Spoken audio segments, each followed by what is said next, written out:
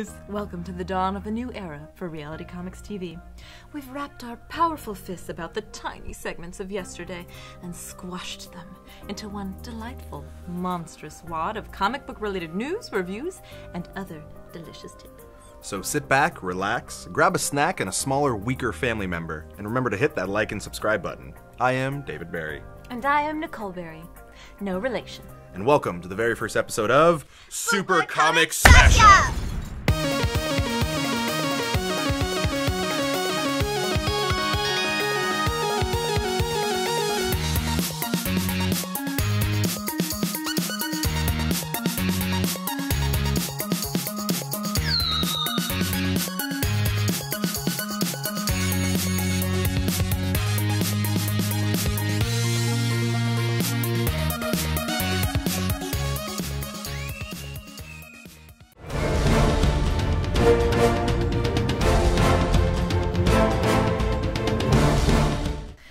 First in the news, and probably the biggest news to drop from last week, Marvel is ending their 616 and Ultimate Universes during the summer epic event, Secret Wars. Now, for those of you who are unaware, unless you've watched our Everything You Need to Know About Secret Wars video previously, you should know that the Beyonder smashes a galaxy, creates a planet. That's what he's going to be doing here, taking the Marvel Universe, taking the Ultimate Universe, smashing them together, creating a battle world.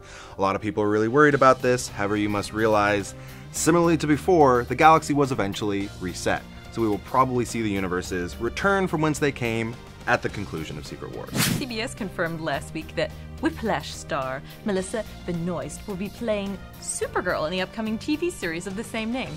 We knew an announcement was coming soon, but this caught many by surprise. I think it's an interesting cosmetic choice, seeing as Melissa is a brunette, and they'll have to maintain her new blonde hair color and cover up tattoos for every film day.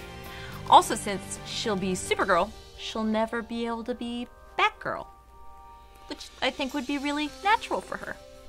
I think DC TV, if that's what we're going with, needs to stop going to Glee alumni in order to get its superheroes. That being said, I love Grant Gust as Flash, but I think she would have been better as Batgirl personally as well. Look for yourself. Fox's new series, Gotham, has promised to integrate many of Batman's classic villains into the show, and last week we got confirmation that Red Hood would be making an appearance in the show at some point this season. My favorite tidbit from a previous episode was when Liza died. Incidentally, I got my Fish Mooney lipstick on today.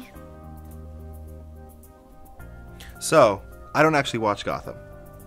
But I can tell you who Red Hood is. Red Hood, depending on which iteration and which version of the DC Universe you are reading, was the original persona that the Joker maintained. He was a criminal who wore basically the top half of an aspirin pill on his head with a long red cape. He eventually became the Joker. It is presumed that everyone's favorite cult classic sci-fi writer / director Joss Whedon will not be doing any more of the Avengers movies, which I did hear that Joss Whedon wanted to do Wonder Woman at some point. And who wouldn't want to do Wonder Woman? Disney and Marvel found their Christopher Nolan and were like, screw it, let's just not make good movies. But hey, at least he's gonna leave it to do the Firefly reboot that we've all been waiting for. Really? I hate you. Well, personally, I feel that Joss Whedon might be wasted if they continued using him in the Marvel Universe, purely from he really is a cult and more creative individual than what Disney would allow him to maintain. Finally, on the list of news, the Fantastic Four reboot trailer comes out.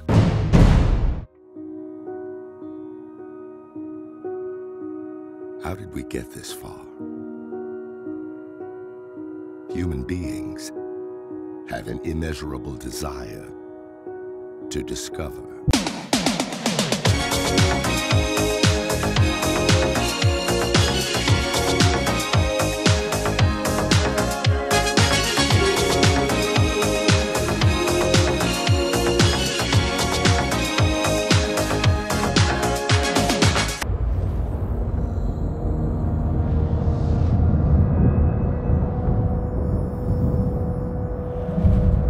Be ready for what's coming. What is coming? The answers.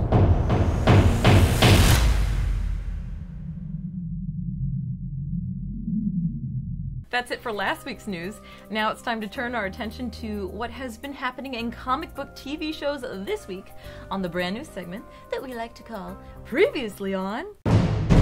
Previously on Gotham. On Arrow. Constantine. On The Flash. So last week in DCU TV, patent pending, also known as cable TV, we saw the return of Arrow, Flash, and Gotham, while Constantine is now in its second episode since returning from their mid-season break.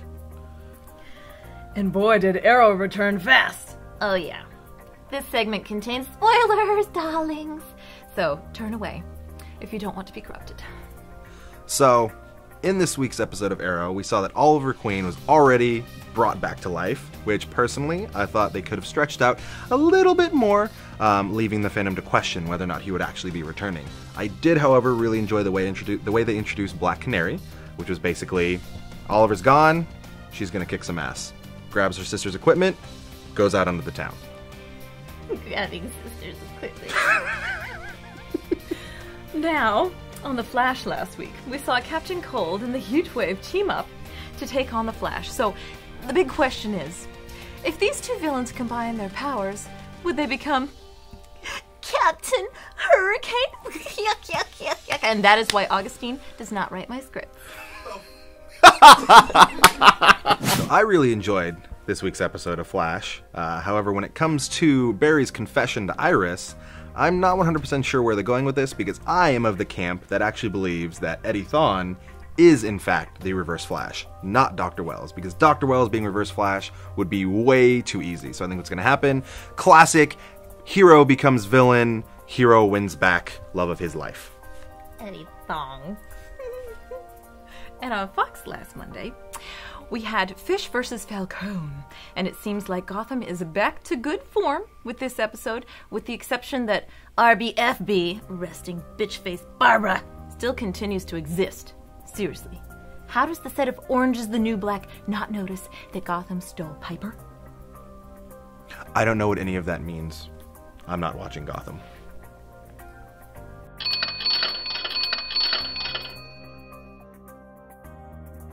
And finally, time for the dark and spooky stuff. Last Friday's Constantine got a little personal when Chaz faced a parent's worst nightmare when thousands of people across Brooklyn slipped into a mysterious coma. Including his own daughter, and it was up to John to figure out how to awaken the victims from this evil force. Now, as you all know, I love Constantine. Constantine needs to get renewed. Constantly loving Constantine. This episode was fantastic. The character actor they got to play Chaz is impeccable. The story was wonderful. It dealt with a lot of his issues and also explained why it is he can't die. In fact, we found out he can die 42 times. 47 times. Remember, you can always catch new episodes of Gotham on Mondays on Fox, Flash on Tuesdays on the CW, Arrow on Wednesdays on the CW, and Constantine on Fridays on the NBC. Let us know in the comments below what you thought of last week's shows. But now it's time to move on to the latest comics releases. A little show that we like to call The Poe.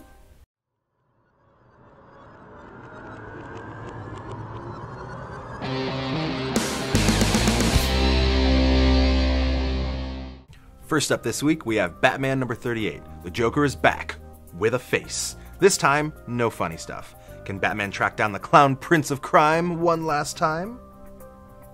Probably.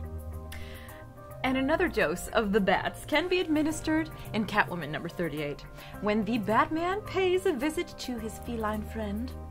Batman confronts Selina over her ascension to the top of Gotham City's criminal underworld. The top of the bottom, if you will.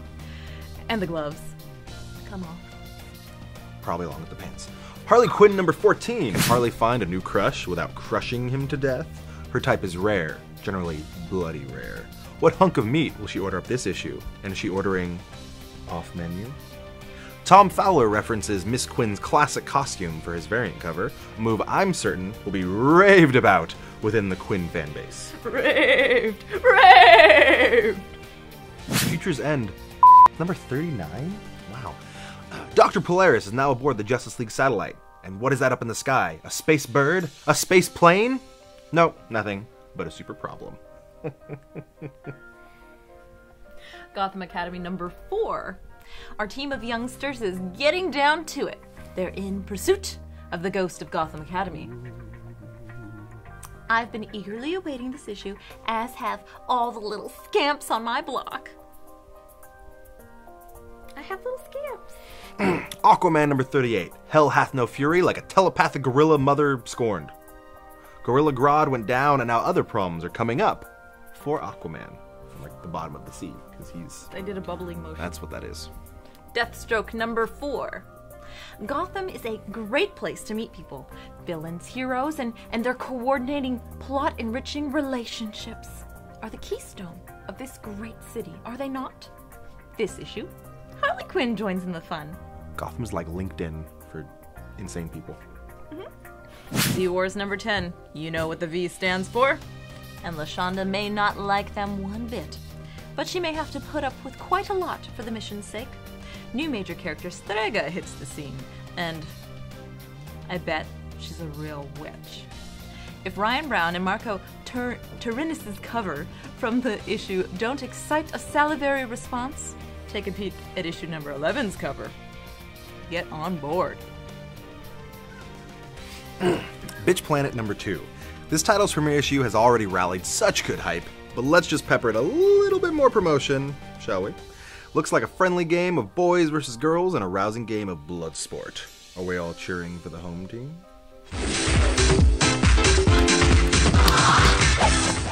Magdalena Origins Trade Paper Volume 1. This collection contains 12 full issues, as well as bonus looks into the Magdalena's other appearances throughout the Top Cow universe.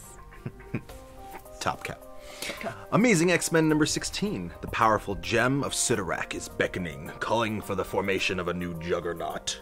The gem's irresistible power leaks temptation to the hearts of even the best X-Men. That's impressive. That was good, I like Impressed that. myself. Deadpool 41. Another smart cover delivered by Mark Brooks this week. Dusty desert explosions and other leisurely times spent with our principal pal. Nova number 26. Rocket into a new adventure this issue.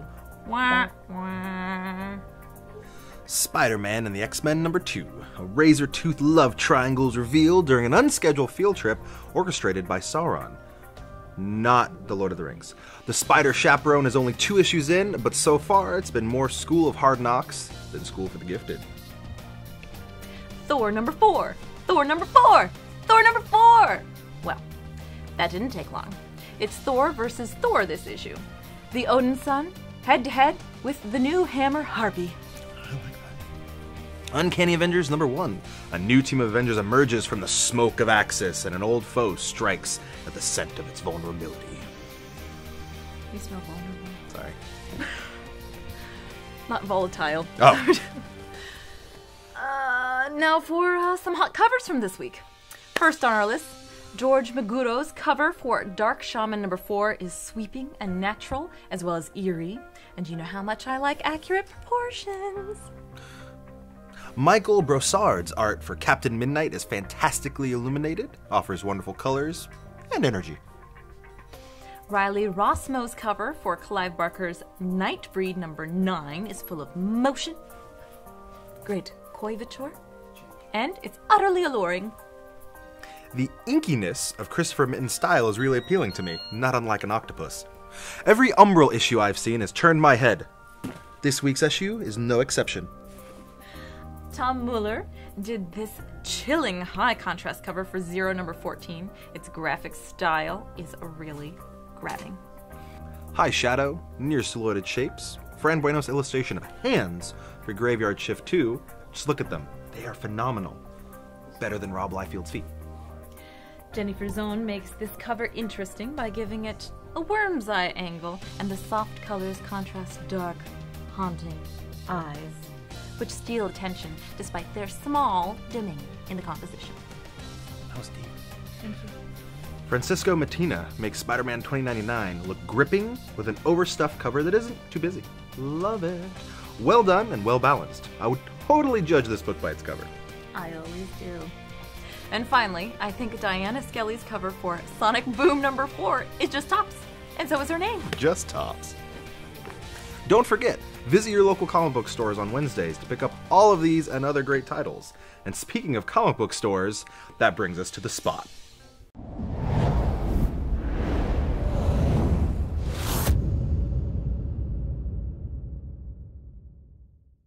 So for all convention lovers, remember that WonderCon Anaheim 2015 badges are now on sale through comiccon.org, so get your tickets while you still can, unless you're like me and you're bitter that it left San Francisco. If you're in the Sacramento area and want to check out some fun Magic tournaments, head over to Metropolis Comics on Friday night at 6 p.m. to take part in their Friday Night Magic meetups. And to all comic writers and aspiring comic book writers, head on over to here, Empire's Comic Vaults, on Thursday at 5 p.m. to meet other writers and take part in this creative brainstorming and network building event hosted by none other than our favorite Ben Schwartz. The Schwartz. May the Schwartz be with you. And he will be on Thursday. We also wanted to highlight some of the great work that women are doing in the comic book industry right now, with just a few names to drop this week. First off, Gail Simone is whipping out story after story. This week, the continuation of Lara Croft's deadly adventures in Tomb Raider 12. She's hilarious on Twitter, too. Wendy Piney is working ever closer to the eventual closure of the long-running series ElfQuest in issue 7, The Final Quest. It's Wendy Peony like Scalapini. Oops. Becky Cloonan continues to supply suspense in the relatively new Gotham Academy series. On a side note, the storyline is great for boys and girls, men's and women's. And scamps. Joyce Chin supplies a pin-up-worthy variant cover for the Vampire Goddess Purgatory issue number 5 this week.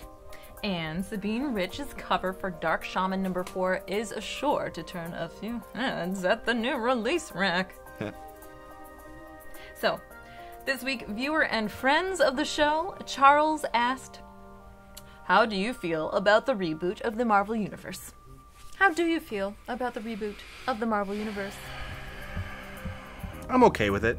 I think we've gotten some great stories so far. I think there's probably not going to be huge changes made. I feel like just the same way Convergence is bringing together different time and events in the DC universe, Marvel is bringing together different time and events. I think it's going to be pretty enjoyable. I don't think there's going to be too much craziness. I don't think anyone's just going to stop buying Marvel Comics because of this reboot of the Marvel Universe. Supposed. We're not even sure if they're going to reboot it yet. They could put it... It's going to be like 1999. Exactly. They could just put it right back to when Rob Liefeld was drawing Fiend. I just can't get over that. And now we would like to announce the winner of the Xbox Live giveaway.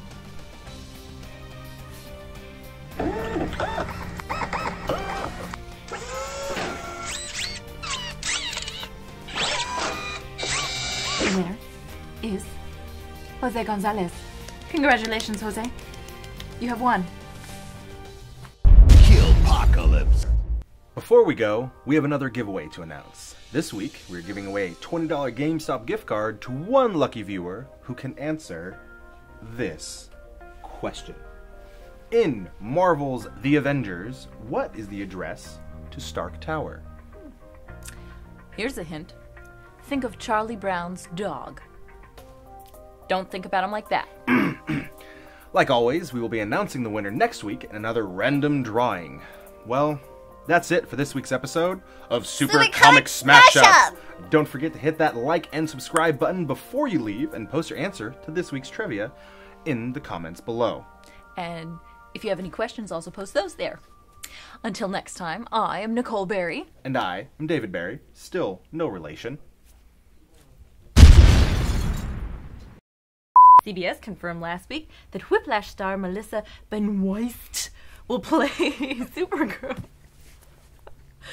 I lose. Tom Fowler references Miss Quinn's classic costume for his variant cover. And, ooh, yeah, I don't know what the that said. Indeed.